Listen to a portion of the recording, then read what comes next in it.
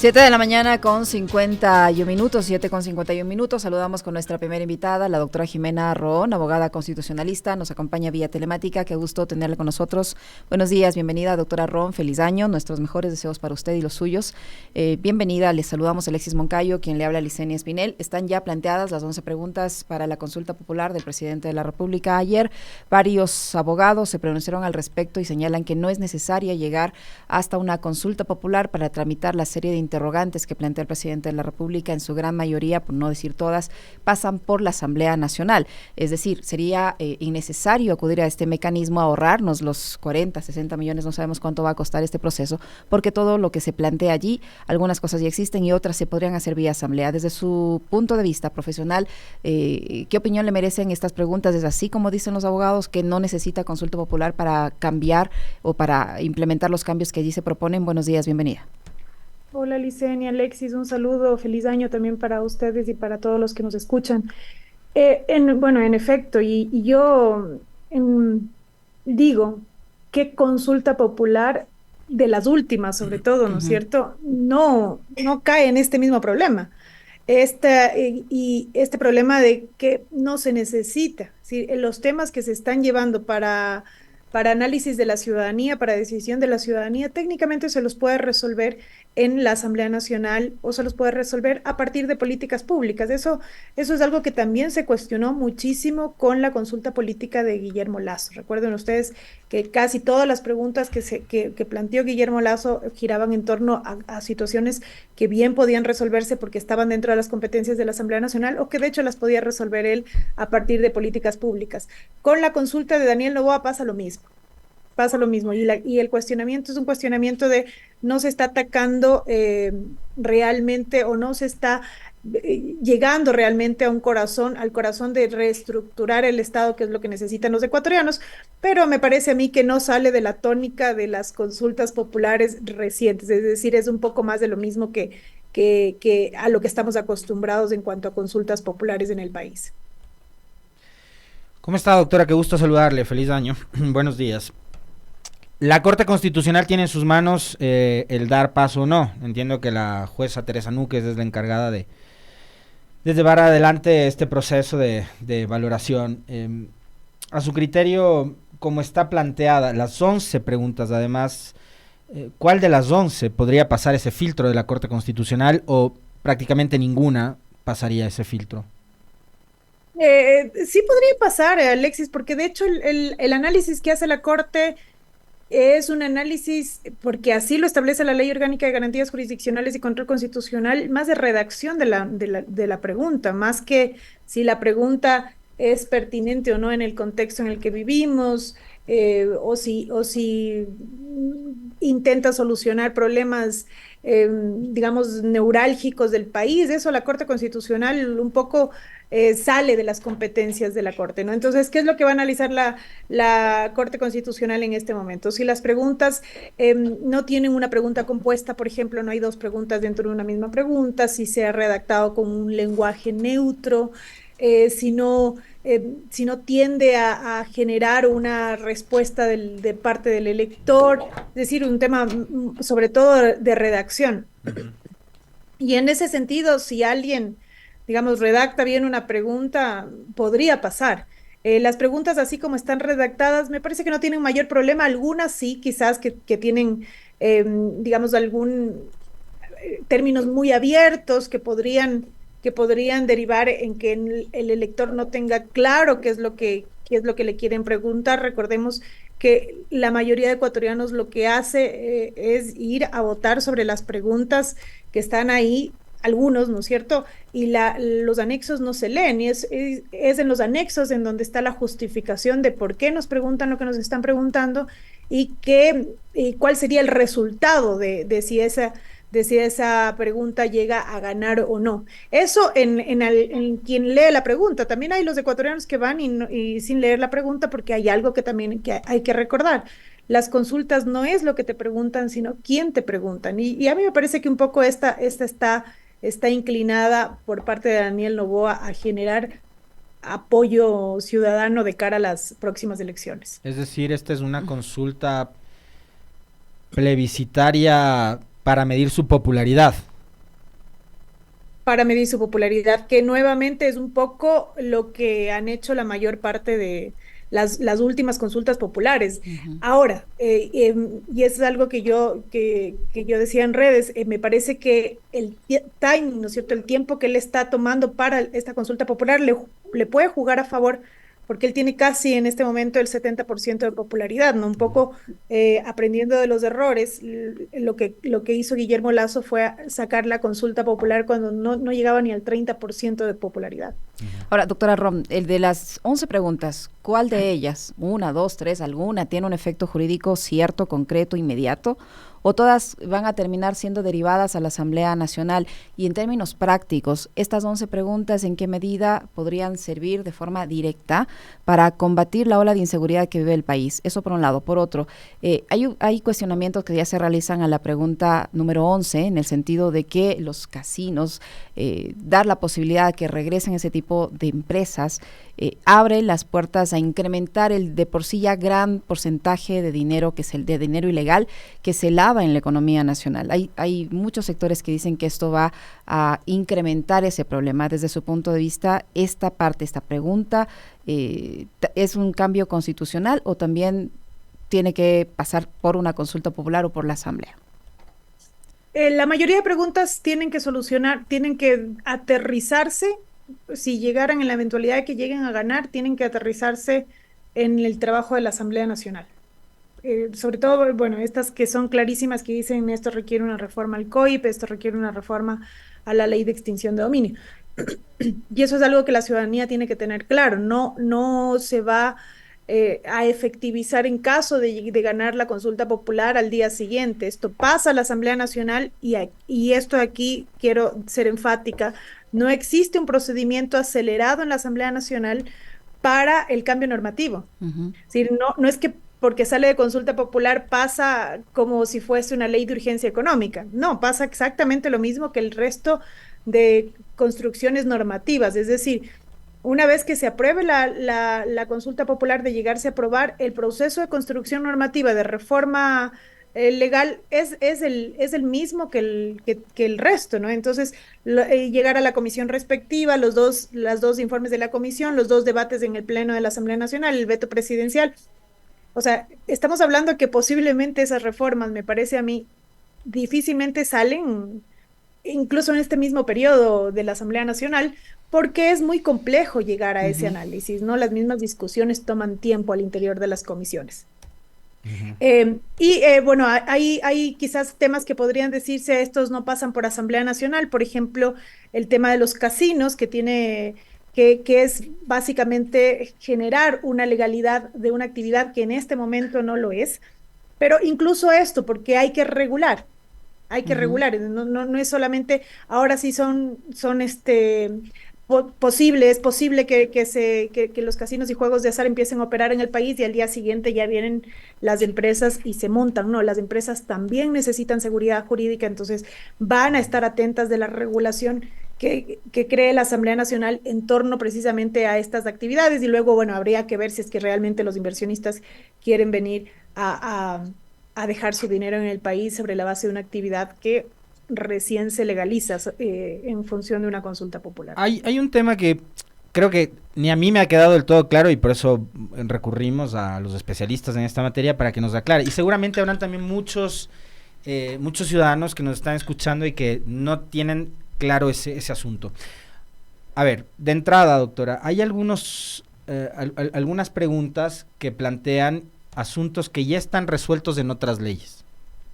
COIP, la misma Constitución, o sea, me refiero, por ejemplo, al tema del porte de armas, al tema de las sanciones a los uniformados, la Ley de Seguridad Pública, me refiero a la evaluación de los funcionarios del sistema judicial, que por ley tienen que ser evaluados todo el tiempo. El asunto es quién, ahí no hay, digamos, tampoco ninguna pregunta importante sobre el tema de la institucionalidad tan venida menos. Pero a ver, por un lado, hay preguntas que plantean cosas que ya están resueltas en otras leyes o en la misma Constitución, por un lado. Y por otro, había la obligación de convocar a un plebiscito o a un referendo, para que sea el pueblo quien finalmente dé visto bueno y luz verde a la aprobación del pasado 23 de diciembre en la Asamblea, que tiene que ver con respecto del apoyo de Fuerzas Armadas a la Policía Nacional en materia de seguridad. Es decir, sí o sí los ecuatorianos en 45 días teníamos que ir a las urnas. Primera pregunta. Ahora, siendo así, el presidente Noboa, al plantear las otras preguntas, me da la impresión de lo que está haciendo es perdiendo una gran oportunidad, porque sí o sí vamos a ir a las urnas. Sí, sí, exactamente, porque una de las cuestiones que se le critica, que se le cuestiona a la consulta popular, que bueno, ya ustedes ven que en redes sociales, digamos, la idea que ha corrido es, nada de esto nos va a sacar de la crisis de seguridad en la que estamos, ni de la crisis institucional en la que estamos también, ¿no? Pero un poco ahí lo que se le cuestiona es, vamos a acudir a una consulta popular que va a costar millones de dólares para nada. Sí, pero técnicamente igual vamos a acudir a un proceso democrático porque, como bien señalas, Alexis, la reforma a la Constitución sobre la base del artículo 158 de la Constitución, que es este trabajo complementario de Fuerzas Armadas con Policía Nacional, que fue aprobada por la Asamblea Nacional, requiere sí o sí un referéndum constitucional, es decir, que vayamos todos los ecuatorianos y decidamos cómo se modifica, si se modifica o no se modifica el artículo 158 de la Constitución. Es decir, si ya vamos a ir, o sea, técnicamente se podría agregar el tema de la consulta popular, no que no vaya a costar nada, pero probablemente cueste menos que ir solamente por la consulta popular, ¿no? Ahora, esta oportunidad de oro probablemente es lo que se está desperdiciando con cuestiones que la ciudadanía está requiriendo. Por ejemplo, a mí me está haciendo falta preguntas que tengan que ver con esto precisamente que está pasando, que es el Consejo de la Judicatura, el Consejo de Participación Ciudadana y Control Social. Se quedan, no se quedan con las funciones con las que están. Ese era un debate que probablemente en la ciudadanía hubiese sido interesante, pero ojo, esos debates requieren reforma constitucional, es decir, no reforma constitucional, modificación constitucional, reforma, enmienda o asamblea constituyente. Y eso para Daniel Noboa implicaba una decisión adicional de la Corte Constitucional. Una decisión que además, de acuerdo a la ley orgánica, no tiene tiempo. De ahí que a mí me parece que lo que él está queriendo hacer ahora es sacar una consulta urgente, rápida, sin pérdida de tiempo. O sea, porque además, a ver, entendiendo perfectamente lo que nos dice, doctora, fue uno de sus ofrecimientos de campaña. Entonces, sí o sí, planteemos consulta popular y los temas casi al apuro. Digamos, he visto personas que antes eran promotoras de la consulta de Lazo, de la consulta fallida del 5 de febrero, siendo muy críticas de la consulta de Daniel Noboa. Digo, y hay que tener cara para haber propuesto aquella consulta y venir a criticar hoy la de Daniel Noboa, pero resulta que la de Daniel Noboa está peor planteada que la de Lazo, pues. No, porque va menos al corazón de los problemas. Exactamente. O sea, si bien la mayoría de preguntas tienen que ver con seguridad, estas preguntas están relacionadas con temas que ya la Asamblea está discutiendo, ¿no? Incluso hay esta pregunta que dice, ¿usted quiere que se haga como un delito autónomo que se porte armas que son privativas de las Fuerzas Armadas? O sea, de hecho, hasta la composición anterior había un proyecto de ley ya presentado para generar ese delito autónomo. Entonces, son cosas o que ya están corriendo, ¿no? Sin embargo, nuevamente, me parece que no podemos perder de vista el uso, digamos, práctico de alguna manera que han hecho los gobiernos a las consultas populares. Y por eso es que le costó tanto en términos de, digamos, de estabilidad, incluso al mismo presidente Guillermo Lasso, el haberse lanzado una consulta popular sin tener la certeza que iba a ganar, era casi que un suicidio, porque que de hecho lo fue, porque las consultas populares más allá, porque sí, yo sé que el deber ser debiera ser esta idea de que solucionen problemas, pero no, los gobiernos lo usan como un termómetro de popularidad. Doctora Ron, sobre la pregunta número 2, hablando del control de armas, eso ya no es de por sí una facultad que tienen las Fuerzas Armadas y se vuelve a consultar sobre lo mismo con el argumento de que los gobiernos anteriores no aplicaron adecuadamente la ley e hicieron controles esporádicos y no se han convertido en una constante, y que con esta pregunta se busca que este control sea permanente, pero eso ya de por sí no es, le pregunto, una actividad propia de Fuerzas Armadas, de responsabilidad de Fuerzas Armadas. Se necesita una consulta, una pregunta vía consulta para garantizar esto, eso por un lado, y la pregunta número 3, sobre los uniformados procesados en el ejercicio de sus funciones. Ellos tienen, se plantea aquí, que se les dé en cierto sentido una ventaja sobre otros procesados. ¿Hasta qué punto esto es justo, es legal? Sí, a ver, el tema de las requisas que hacen las Fuerzas Armadas en las carreteras es algo que de hecho ocurre, ¿no? Para quien viajó quizás en el feriado se habrá topado con estos operativos de Fuerzas Armadas. Yo vi O un sea, operativo de Fuerzas Armadas en la exacto, carretera que une Los Ríos con Guayas. No, la consulta popular no nos va a traer Claro. eso, ¿no? Y de hecho, en los mismos anexos de la consulta popular respecto a esta pregunta se establece y se va a realizar operativos fuera de los centros de rehabilitación para evitar que entren armas, sobre la base de que usted mismo, Corte Constitucional, ha señalado que el trabajo de Fuerzas Armadas puede ocurrir fuera, en los exteriores de los centros de rehabilitación y no al interior. Sí.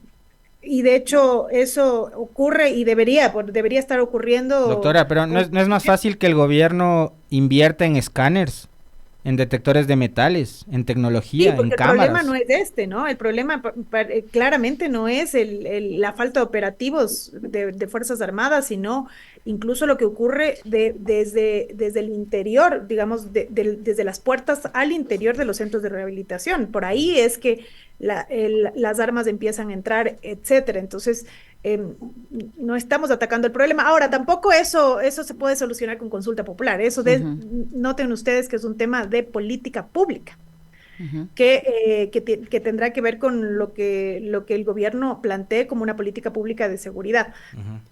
Esto creo que es súper importante señalar el tema de que sí, existe en esta pregunta, ya hay cosas que se están haciendo, esto no nos trae ninguna novedad. Ujú. Y la otra pregunta, Licenia, perdón, La me olvidé. 4 sobre, la 3, perdón, sobre esta especie de beneficio que se Sí, busca dar a los uniformados, sea correcto, militares o sí. policías, en los Esto procesos judiciales.